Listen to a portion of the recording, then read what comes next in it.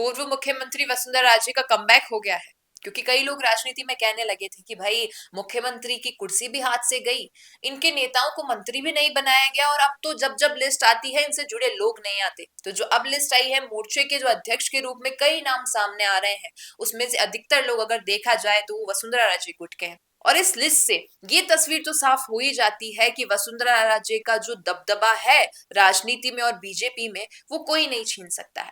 आज इसी विषय पर हम चर्चा करेंगे कि आखिर क्या कुछ राजनीति 2026 में रहने वाली है बीजेपी की और वसुंधरा राजे गुट की भी। नमस्कार, मैं हूं अंकिता और आप देख रहे हैं द फैक्ट इंडिया। और मेरे साथ इस वक्त वरिष्ठ पत्रकार वरुण बंसाली यहाँ पर है। सर, कुछ लोग मुख्यमंत्री की कुर्सी नहीं मिली वसुंधरा राजे को जब ये कहने लगे थे कि भाई बीजेपी ने बॉयकॉट कर दिया है। बाद में जब राष्ट्रीय अध्यक्ष का भी पद आया तब भी मामले को टाल दिया गया और कई ऐसी चीजें हुई जिससे ये कह दिया कि भाई वसुंधरा राजे और बीजेपी के बीच में दूरी है। लेकिन वसुंधरा राजे ने कहा कि मैं तो बीजेपी की हूं हमेशा, जिस दिन मेरी अर्थी उठेगी वो बीजेपी के तले ही उठेगी, यानी कि वो बीजेपी के लिए बहुत ही, हम कहें, डिवोटी है। लेकिन अब जो लिस्ट सामने आई है उसमें उन्हीं के लोग हैं, तो इससे पता चलता है कि बीजेपी और वसुंधरा राजे के बीच में कोई भी लड़ाई ऐसी नहीं है। देखिए, वसुंधरा राजे ने राजस्थान में उसी तरह से कमबैक करना शुरू कर दिया है जिस तरीके से पहले हुआ करता था। हालांकि उतना व्यापक अभी नहीं हुआ, लेकिन एक शुरुआत हो गई है। एक वक्त पे राजस्थान मतलब वसुंधरा राजे मतलब राजस्थान हुआ करता था। सरकार संगठन दोनों में उन्हीं के लोग हुआ करते थे। अब लग रहा है कि वो कमबैक एक लंबे अंतराल के कहीं ना कहीं नजरअंदाजगी के बाद वापस हो गया है। जी। जब से संगठन के मोर्चों की लिस्ट आई है, उसमें उस लिस्ट को जब हम देखते हैं, मैं चाहता हूं जब मैं ये बता रहा हूं तो स्क्रीन में साथ साथ लिस्ट भी आए। इस लिस्ट को जब भी हम देखते हैं तो हमें समझ में आता है कि अगर युवा मोर्चा के अध्यक्ष शंकर लाल गोरा को बनाया गया है, तो पिछले कई दिनों से शंकर लाल गोरा लगातार जिसे भी मिल रहे थे वो कह रहे थे मेरा लगभग नाम फाइनल है। शंकर लाल गोरा का नाम फाइनल हो जाएगा, जाट नेतृत्व मिल जाएगा युवा मोर्चा को। ये पचा पाना उस वक्त लोगों को मुश्किल लग रहा था, लेकिन फिर लिस्ट आ गई और लिस्ट पे शंकर गोरा का नाम आता है। शंकर गोरा कौन है? शंकर गोरा की सिफारिश किसने की? सूत्र बताते हैं कि इनकी सिफारिश पुष्पेंद्र राणावत ने की। पुष्पेंद्र राणावत कौन है? वो वसुंधरा राजे सिंधिया जब मुख्यमंत्री हुआ करती थी तब उनके राज्य में विद्युत मंत्री हुआ करते थे। जहां से मदन राठौड़ आते हैं उसी पाली के बाली जिले से जी। वो आज भी विधायक विधायक। हैं, तब भी विधायक थे। उनके रिकमेंडेशन पर, क्योंकि उनका कहा मदन राठौड़ टाल नहीं सकते, दोनों एक ही इलाकों से आते हैं, उनके रिकमेंडेशन पर शंकर गोरा को प्रदेशाध्यक्ष बनाया गया।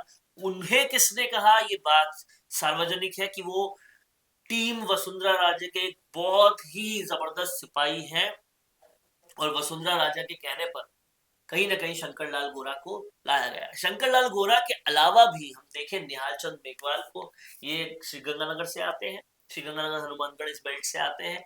ये भी वसुंधरा राजे के वक्त एक अच्छा पोजीशन होल्ड करते थे और ये भी पूरी तरह से वसुंधरा राजे के ही गुट के माने जाते हैं। इसके अलावा भी इस लिस्ट में आपको जितने लोग दिख रहे हैं वो मूलतः वसुंधरा राजे के गुट के ही हैं।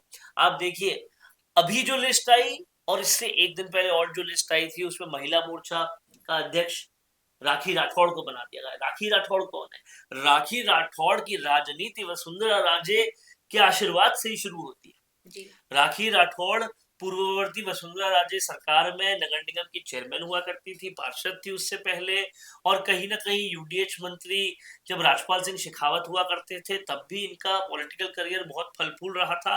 और अब इन्हें महिला मोर्चा का अध्यक्ष बनाने का मतलब यह है कि वसुंधरा राजे गुट की एक महिला, बड़ा महिला चेहरा जो कि एक राजपूत चेहरा है, उन्हें आपने महिला मोर्चा का अध्यक्ष भी बना दिया।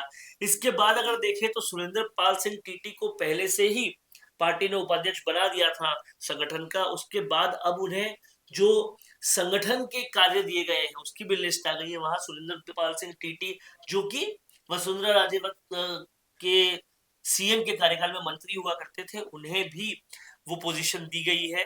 तो कहीं ना कहीं वसुंधरा राजे गुट की पूरी तरह से अब एंट्री हो गई है और ऐसा लगता है कि इसके बाद जो मंत्रिमंडल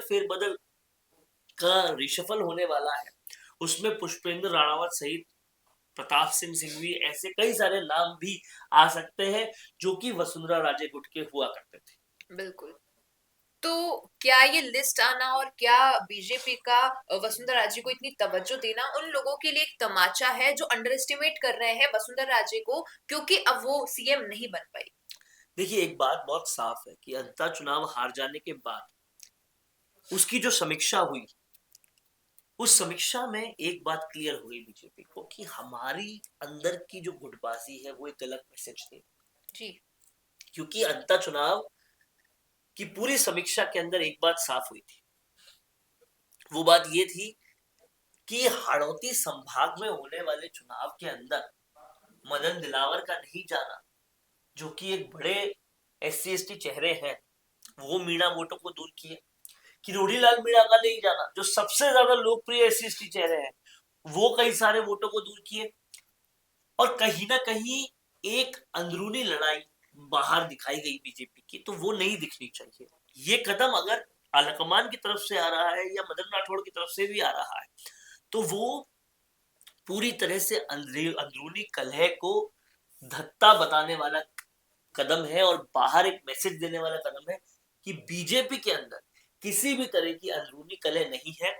ये मैसेज कहीं ना कहीं तमाम सारे कार्यकर्ताओं के अंदर भी बहुत स्फूर्ति भरेगा और मुझे लगता है कि 2026 में ऐसा मैसेज जाना ये आने वाले मंत्रिमंडल फेरबदल के लिए भी अच्छा होगा। और कहीं ना कहीं उसके बाद में अप्रैल में पंचायत और निकाय के चुनाव बताए जा रहे हैं, उसके बाद उस सब के लिए भी ये मैसेज बहुत अच्छा है और बीजेपी को और ज्यादा ताकतवर करने वाला है। बिल्कुल।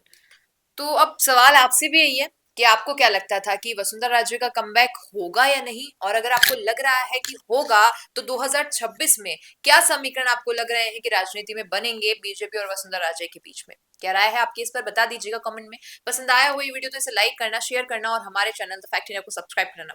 धन्यवाद। क्या आप भी करना चाहते हैं अपने गांव का नेतृत्व? आपका अपने गांव के लिए विकास का विजन क्या है? पंचायत में आपके होने से बदल सकती है आपके गांव की तस्वीर। तो आज ही अपने गांव की बात कीजिए द फैक्ट इंडिया के साथ। व्हाट्सएप कीजिए इस नंबर पर।